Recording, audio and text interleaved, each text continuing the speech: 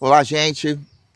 Hoje a gente vai dar início aqui a um projeto que se deu origem após ao nosso último evento do dia 8, que foi o Inclusão em Movimento. E oriundo desse movimento, que é o Inclusão em Movimento, a gente começa hoje um bate-papo, um podcast, onde tem o objetivo de conversar com várias pessoas, tanto do segmento das pessoas com deficiência, ou também do segmento das pessoas que, de alguma maneira, direta ou indiretamente, trabalham com esse segmento. Hoje, a gente tem aqui uma pessoa fantástica, que, ao meu ponto de vista, nos conheceu, né? Nós não os conhecemos. O nosso José Carlos, mais conhecido como JC, que hoje é para-atleta do remo, tem uma infinidade de medalhas aqui, está até com uma certa dificuldade de organizar a mesa. Então, antes da gente dar início a esse bate-papo, queria que brevemente o José Carlos, nosso JC, se apresentasse. Em primeiro lugar, queria agradecer a oportunidade de estar aqui, né? Desde o primeiro momento que eu tive aqui, me senti muito bem, parece que eu estou bem em casa. Eu sou José Carlos, atleta do remo, o para-remo, né? Sou um para-atleta de 49 anos, já tive algumas conquistas dentro desse meu esporte. E assim, só tenho a agradecer pelo fato de estar aqui, de me dar essa oportunidade novamente, de falar um pouco para as pessoas portadoras de alguma deficiência, PCDs ou não, né? E vamos lá, acho que vai ser muito legal. Acho que é legal também falar, Zé, da tua formação. Sim. Eu sou formado em História, pós-graduado em História da África e do Negro do Brasil, pós-graduado em Arqueologia Brasileira. Também tenho alguns cursinhos na área. Hoje eu estou no auxílio-doença, né, por uma questão de coluna, mas isso não me impede 100% de praticar o esporte, né, desde que seja em ambiente controlado, em situações controladas. Então a gente consegue participar de uma competição, a gente consegue ter uma boa mobilidade nessas competições. Né? Tudo, claro, que com acompanhamento adequado. Sim. Sozinho a gente não faz nada, sozinho a gente não é ninguém. Acho que assim, mais do que nunca fica claro que às vezes a gente tem a capacidade, a possibilidade de escolher o que fazer da vida. Com certeza. Mas às vezes também a vida nos escolhe, né?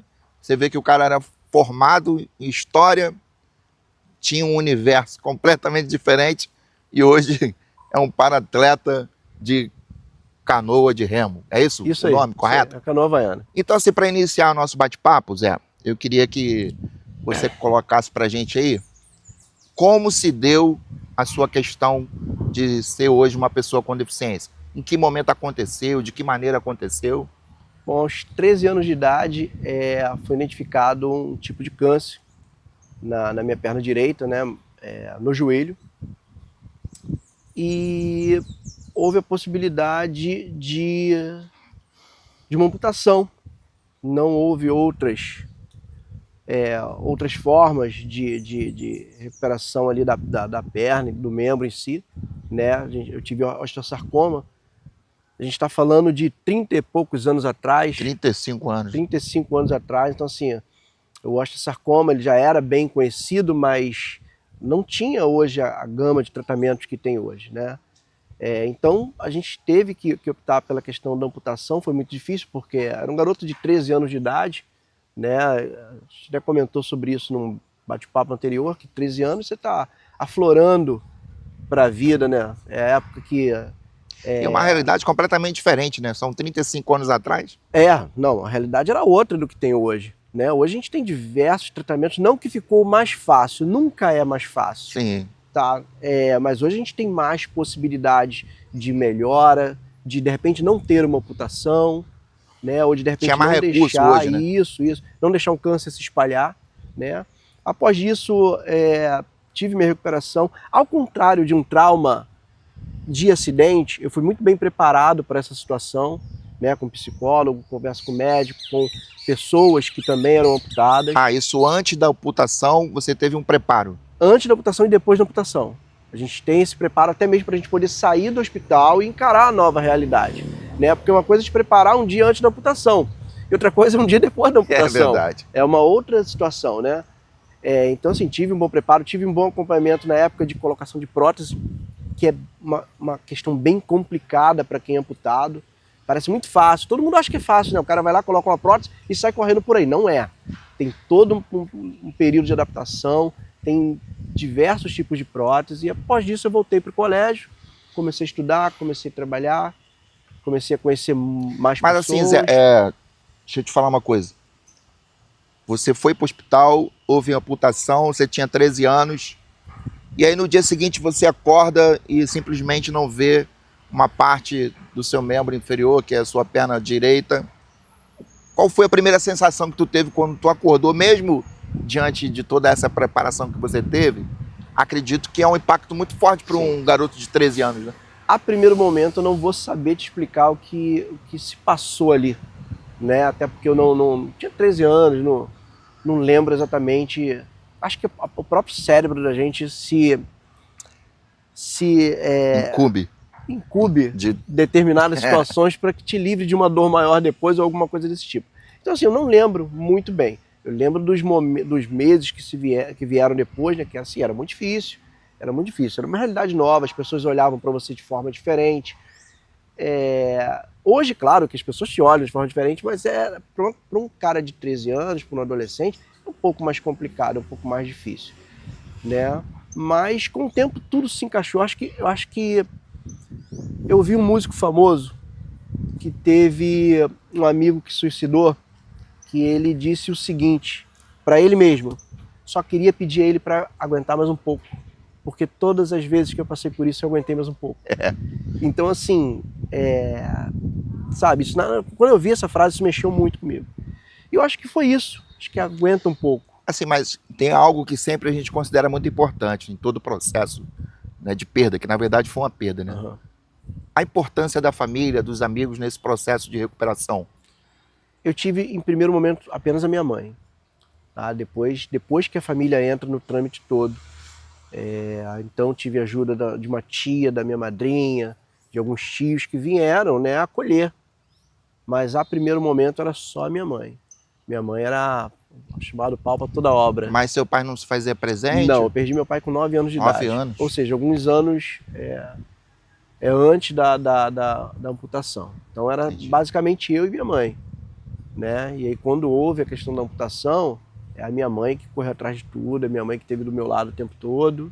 Então assim, foi ela. Eu acho... E eu fico hoje olhando o meu neto e eu fico pensando no seguinte: tudo isso tá aqui hoje porque a minha mãe esteve comigo naquele momento ali. Sim. Então isso aí é fundamental, né? Acho que na vida de qualquer um, sim, fundamental. Ter uma estrutura que te suporte diante de momentos com dificuldade, né? Então nós tivemos aí um período de readaptação, né? E aí você teve o apoio da família, no caso a sua mãe especificamente, mas me fala uma coisa, e aí a vida teve que voltar para o eixo, né? Sempre. Amputou e tal, aí voltou para a escola. Como é que foi esse novo caminho? Alguns arqueólogos uma nova realidade, né? Alguns arqueólogos usam a seguinte frase, que movimento é vida, né? Você não para, se você parar... Movimento também é inclusão. Movimento é inclusão, isso aí. Então assim, de alguma forma, não sei te explicar como, eu sempre senti que tinha que dar um passo à frente. Então por isso eu nunca parei, né? Aos 16 anos, como eu falei, eu coloquei uma prótese. Sempre foi muito difícil para mim o uso de prótese, sempre, sabe? Então eu levava, mas vivia trocando de prótese, era uma dificuldade muito grande, mas sempre tive alguém perto para apoiar, alguém para ajudar. Parei de usar prótese há uns 10 anos atrás, até porque eu já queria parar de usar prótese. Sabe aquela frase, a males que vem para bem? Eu nunca entendi muito bem não, mas tudo bem. Eu sempre quis parar de usar prótese, mas a sociedade te obriga a usar prótese. Porque você fica mais bonito, você consegue pegar um ônibus com mais facilidade. E gostei disso, que a gente vai entrar num assunto daqui a pouco. Vai Sabe? lá. Então assim, a própria sociedade te impõe a usar prótese. Você, claro, se impõe a usar uma prótese, porque você olha e está faltando algo. Para o seu cérebro, para o seu corpo, para o seu ego, está faltando algo. Então você acaba levando, mesmo com dor, mesmo com todas as dificuldades, que a gente sabe que alguns tipos de amputação levam, né? Com todo tipo de dificuldade, você quer usar a prótese. E eu sempre tive vontade de parar, mas eu nunca tive coragem, Acho que a palavra certa era coragem.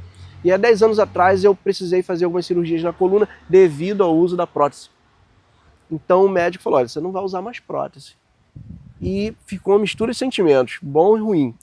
Falei, beleza, eu não vou usar mais prótese. Então eu fiz a primeira e a segunda cirurgia na coluna, não usei mais prótese e posso te dizer que a minha vida de lá pra cá melhorou muito. Tive ofertas de voltar a usar prótese, sabe? Tive vontade algumas vezes de voltar a usar prótese, mas hoje a vida é tão mais fácil. Até que isso sirva de exemplo para alguns que às vezes quer parar de usar prótese para poder dirigir melhor, Mas é importante colocar que você não decidiu sozinho, né? Não, e cada caso é um caso. Exatamente. Para o cara que de repente está com a prótese em casa, tá vendo? Não vou usar mais. Olha só, eu tenho 12 centímetros de osso e a gente está falando de um coto de uma pessoa de 13 anos de idade. Lembrando que o coto não acompanha o crescimento depois que você faz a amputação, um coto muito curto. Então você está lidando com um coto de 13 anos de idade com apenas 12 centímetros de osso. Então, embora hoje a gente tenha diversos tipos de prótese, algumas confortáveis, outras um pouco mais incômodas, a gente hoje tem uma... Lembrando, são 35 anos, 30 anos de diferença de lá para cá. Então tudo mudou muito, né? A gente tem a fibra de carbono, a gente tem hoje possibilidades maiores. Eu estou falando do meu caso, que não é o mesmo caso do cara que está em casa. Não, eu só fiz essa ressalva, né? Sim, claro. Como a gente está falando para muita gente, a gente ter esse cuidado de não achar que quem usa uma prótese é importante. Mas vai ter aquele que vai falar assim, olha, tá vendo? Mas não é isso que a gente está falando. Não é isso. E aí, queria tocar no outro assunto, quando você falou que a sociedade, né? Você usou a prótese porque a sociedade cobra e tal. Tá certo que não, quando aconteceu, não era tão forte como é hoje. Uhum.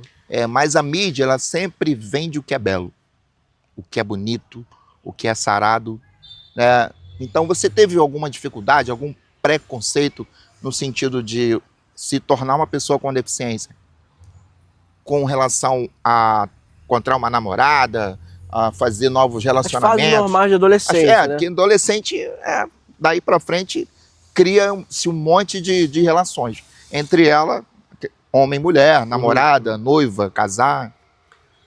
De primeiro momento, sim.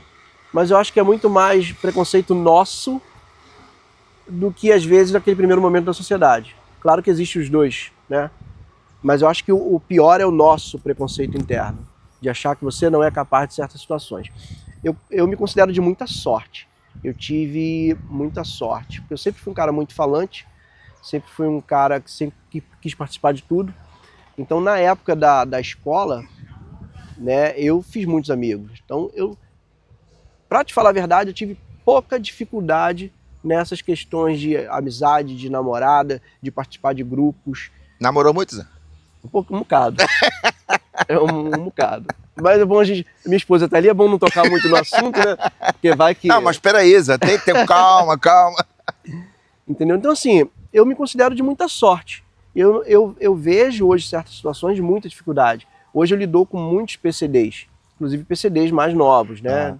De pouca idade. Então, eu vejo certas dificuldades que a sociedade também impõe. Tá? Por exemplo, é o que você falou, o bonito, o belo, o forte é predominante hoje na sociedade. Né? Se vende hoje um corpo sarado, um corpo bonito. Então, um cara sem o braço, um cara sem a perna, um cara cadeirante, não é aquilo exatamente que a sociedade quer. Né? E a sociedade parece que entende de tudo. Exatamente. Né? No dia de hoje, então, se falando de rede social, só tem expert em todos os assuntos. Por que ele não usa uma perna? Por que ele não bota um braço? Por que ele não procura... Hoje tem máquinas para o cara ficar em pé. Por que o cara... Barato, né? Micharia. Micharia. Você consegue ir na esquina. Só ir ali na esquina. Gente, tem prótese que é valor de um carro. Ou mais. Ou mais. Então, assim, as pessoas não têm essa noção. Né? Não é culpa da pessoa em si, é culpa de uma coisa que a sociedade impõe sim. A mídia impõe em si, né? A mídia mostra sempre o cara com a prótese mecânica correndo. São situações e situações. Né? Às vezes o cara tem um tipo de amputação que não importa a prótese que ele vai usar, ele não vai correr. E ele tem que estar ciente disso. Né? Eu me lembro que nessa época aí, eu era adolescente também, eu sou deficiente desde os 2 anos de idade, né? Eu tive poliomielite, e hoje, sem querer polemizar, essa questão de vacina e tal.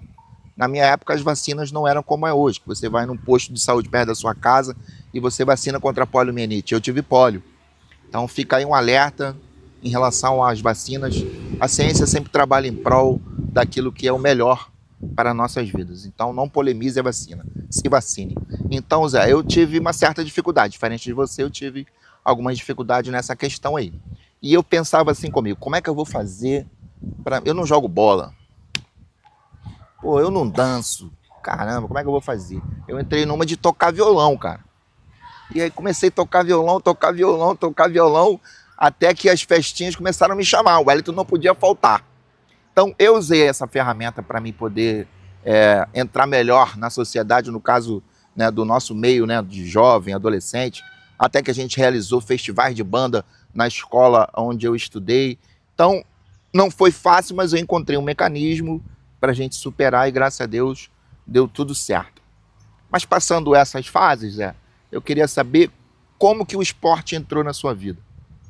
Olha, pulando uma boa parte aí, né, para a gente ser mais específico, alguns anos atrás, há cerca de 4 anos atrás, eu fazia os meus exames periódicos, como uma pessoa que teve câncer faz e uma pessoa normal que quer viver bem faz, né, quando há possibilidade de fazer em si, seja por questão financeira, enfim.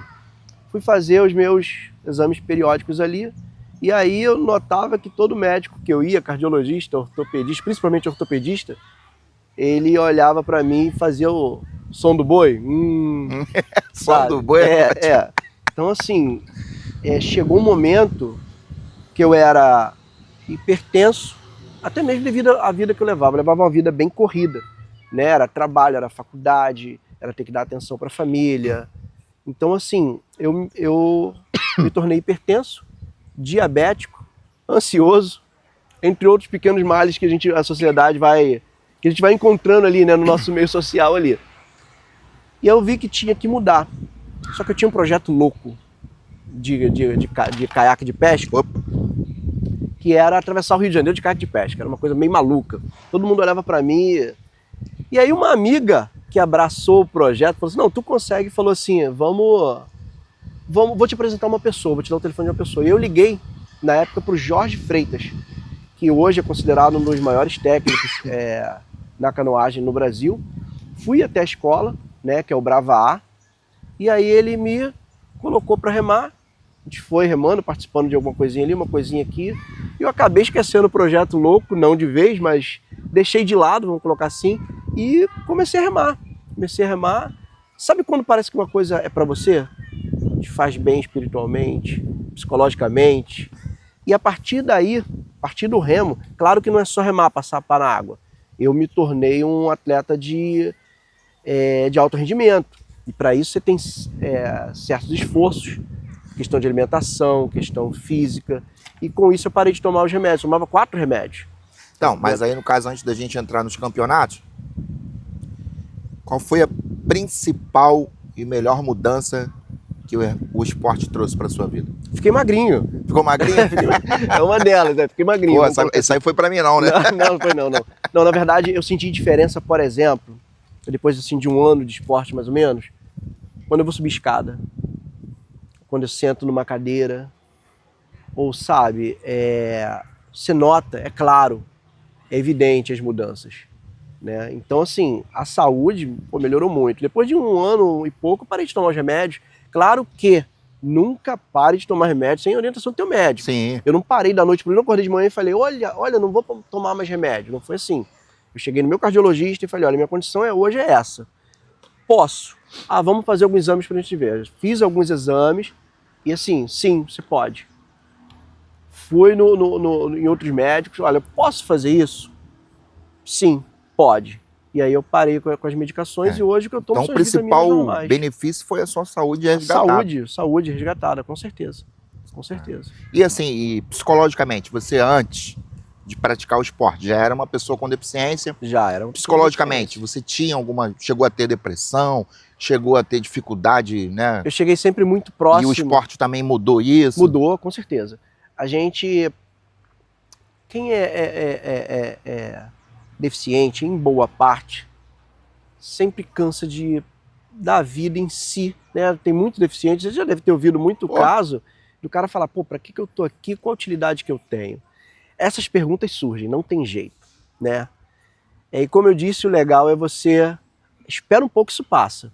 Isso aí vai passar, né? Então eu tive essa coisa antes da depressão. Tive momentos assim de ficar já de bater na porta dela. Tem um dia bom, um dia ruim. Tem um dia bom, tem um dia ruim. Mas uma frase que sempre que eu achei legal é: aguarda que isso passa. Desde que eu ouvi esse músico falando, eu sempre adotei essa frase: aguarda que isso passa. De alguma forma isso passa. Então assim, nunca tive nada muito grave ligado à depressão, não. Tá? Tive melhoras nesta situação que eu te falei. O nascimento do neto te traz outra perspectiva, né? Eu tive um filho, meu filho tem 30 anos de idade, então é uma outra perspectiva lá atrás que eu tive. Então isso ajuda muito. O fator continuar ajuda muito. Então hoje tu é casado? Sim, casado há 29 anos. 29 anos. E como é que é? Tá tudo certo? Ela aceitou bem a tua realidade? Na verdade, participa contigo Ela também rema, não? Ela rema, mas ela não quer remar, mas ela rema. Ela não é rema contigo na vida, né? Ela não é competidora, mas ela rema. Ela rema. E rema na vida também. É assim, a gente se conheceu muito novo, nunca tive...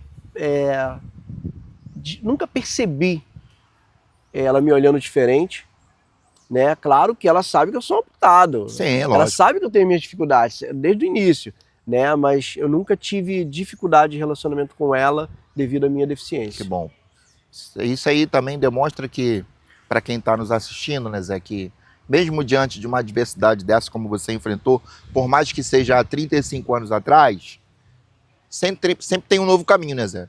Porque de repente a pessoa hoje passa por essa situação, é amputada de um membro, seja um braço, seja uma perna, de repente no primeiro momento sempre vem a dor, né? A dor da perda e achar que a vida acabou. E hoje a gente está diante de uma pessoa, que é você, que fez disso um foco para uma nova vida, né? E aí, partindo desse princípio, quando foi que tu disputou o primeiro campeonato para valer? Olha, o meu primeiro campeonato foi a partir de uma mudança de clube. O movimento é vida, né? Isso. Eu cheguei num momento no meu antigo clube que eu percebi que parou ali, sabe? O que eu tinha para oferecer parou ali. Eu queria mais. Me fez tão bem que eu queria mais. E aí eu fui pro Rio VAR, que é o meu clube hoje. Aproveitar e agradecer a Alessandra, que é a nossa treinadora, a nossa técnica. Que vai estar sentada aqui no nosso banquinho. Vai, ela vai vir, qualquer hora dessa ela tá aí. Agradecer a Márcia, que é voluntária lá e assim, um apoio fundamental, sabe? Agradecer o Chico, que também é um cara que tá lá com a gente o tempo todo. O meu clube, ele tem um projeto dentro da questão dos PCDs no remo. É um dos, acho que no meu ponto de vista, não é porque eu estou no clube, mas é pelo que eu percebo nos entornos. Hoje, para mim, é o maior projeto do Brasil ligado ao remo, sabe? Queria agradecer de novo a Alessandra, que sempre me recebeu bem. Que bom. Sempre procurou fazer a gente, vou falar no conjunto, no grupo, sempre fez a gente conseguir mais. E hoje qual é a tua categoria? Quantas medalhas tu já conquistou? A gente tem várias categorias, né? De acordo com a deficiência, de acordo com a sua mobilidade de cintura, no teu caso, por exemplo, cadeirante, é uma categoria diferente da minha. Sim. Né? A minha categoria é VL3, que geralmente é amputado com mobilidade de tronco, mobilidade de coto, né? Apesar do coto ser pequenininho, ele tem uma mobilidade. E aí a minha primeira disputa foi uma semana depois de entrar no novo clube. Rapaz, já estava bom então. E o legal foi que essa primeira remada, né, ligado a um campeonato, foi justamente com a galera que eu olhava e falava, nossa, é elite. Eu chamava eles de elite, porque eu achava eles a elite. Eles são para-atletas, né? A gente tem, por exemplo, o Will, que é o nosso voga. Voga é o primeiro cara da canoa. Considero o Will um dos melhores vogas do Brasil, independente de quem é deficiente ou não. Considero ele um mega voga. A gente tem outros atletas maravilhosos, como o Oswaldinho, que hoje é o segundo... Em termos de campeonato, segundo melhor do Brasil, na minha opinião, o primeiro melhor do Brasil em velocidade. Sim. Porque eu vejo o esforço que ele faz, o tempo que ele tem de remo para treinar, então assim, para mim é o primeiro lugar do Brasil. Né? A gente tem o Aurélio, tem o Leandro, que o Leandro é um cara muito forte.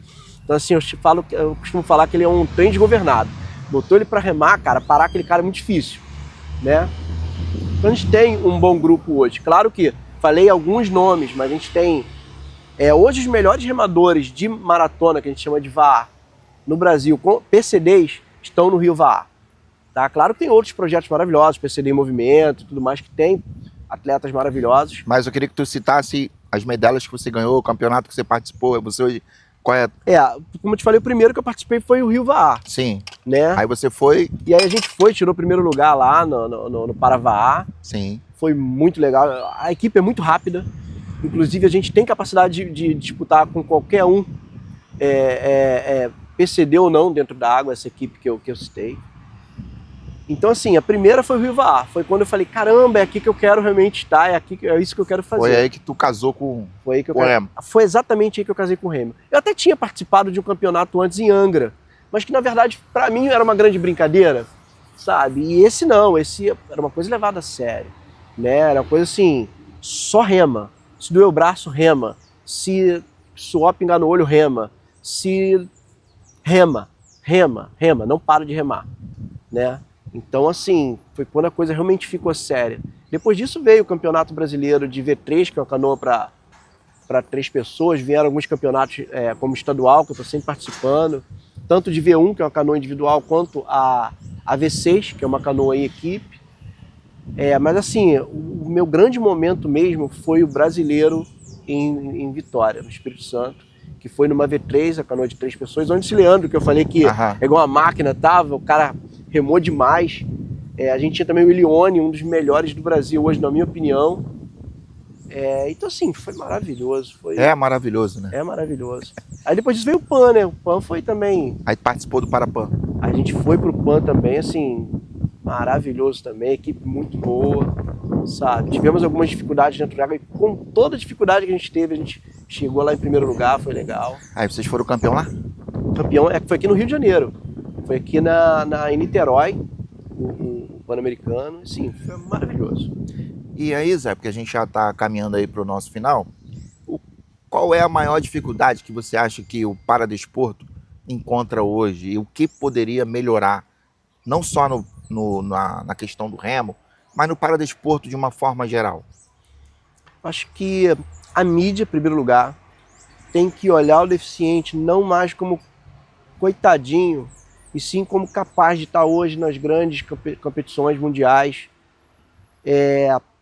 Eu acho que tem que ter sim uma participação maior dela, porque é a partir dela que todos podem nos enxergar, nos assistir, nos acompanhar.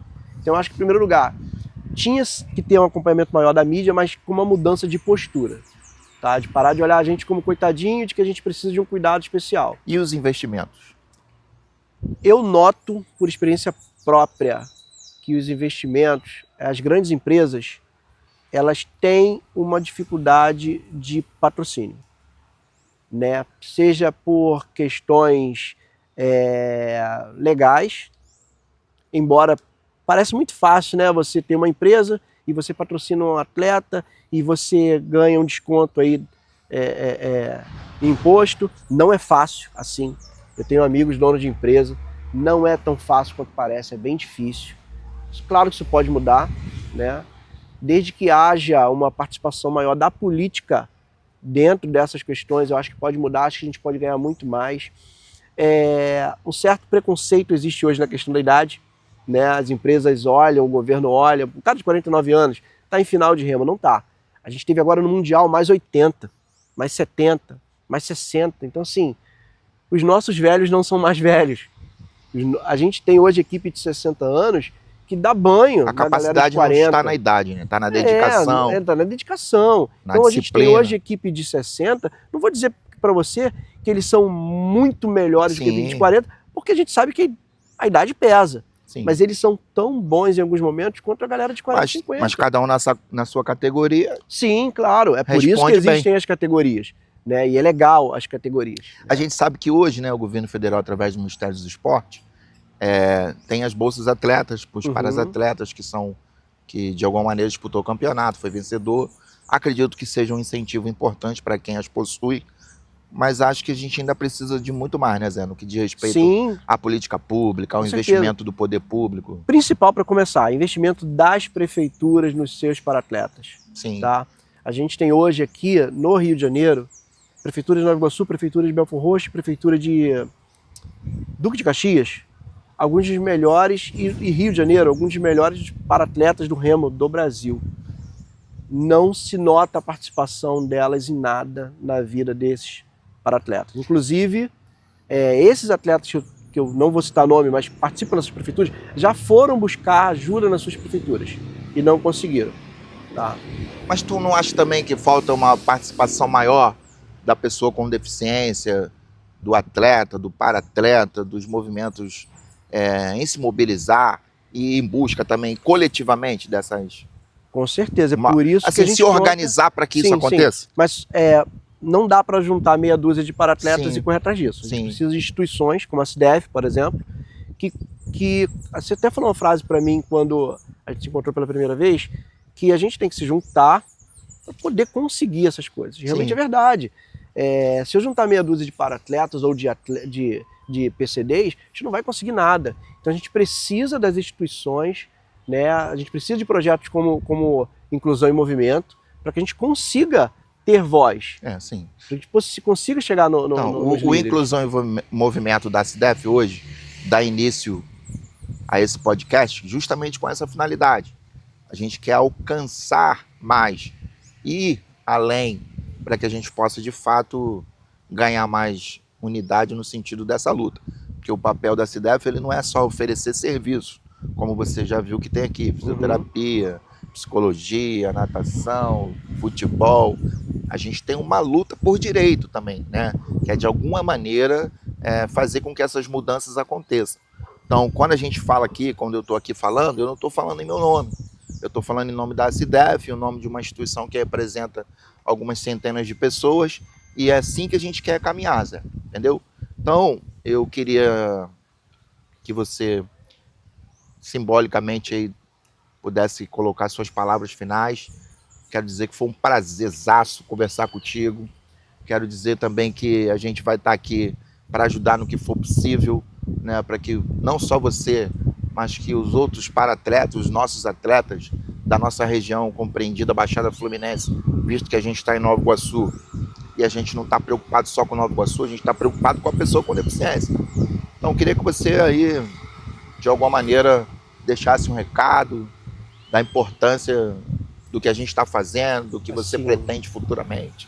Assim, em primeiro lugar, queria agradecer novamente ao Rio VA pelo acolhimento de anos atrás e por trazer tanta coisa boa para minha vida, a Alessandra principalmente. Tá? Queria agradecer demais a Alessandra por tudo que ela faz, por tudo que ela fez, ela faz hoje pelos para-atletas e atletas do Rio VA também, porque ela não é só ligada aos para-atletas, ela é uma mãe para todo mundo ali. E pedir de todo o coração que as prefeituras aqui do nosso Rio de Janeiro, de todo o Brasil, abracem seus atletas, seus para-atletas, independente de ter 16 anos, de ter 60 anos, mas que abracem esses atletas e para-atletas, porque apoio é fundamental.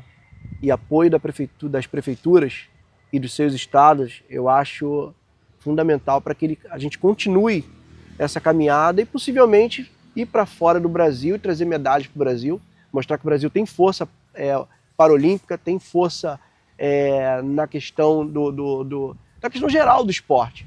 Nós somos uma nação muito forte em esporte. Nós temos um povo muito forte no esporte, que a gente precisa de apoio. É só apoio. Se você dá um empurrãozinho pro cara, o restante o cara faz. Então, é só isso aí, agradecer a oportunidade aqui pelo espaço aqui. É isso aí, gente. Então, esse foi o nosso primeiro podcast. Você que está assistindo aí, faça o seguinte, compartilha, curta e principalmente, você comenta e pode trazer também indicação com quem a gente deve trazer para esse bate-papo. Quem que você acha que de fato merece sentar nessa cadeira e trazer mais conhecimento para a gente? Deixa aí no comentário, entrevista fulano, Beltrano, da área tal, para a gente poder, junto, construir esse podcast que é o Inclusão em Movimento. E procura esse CIDEF. Essa parada aí.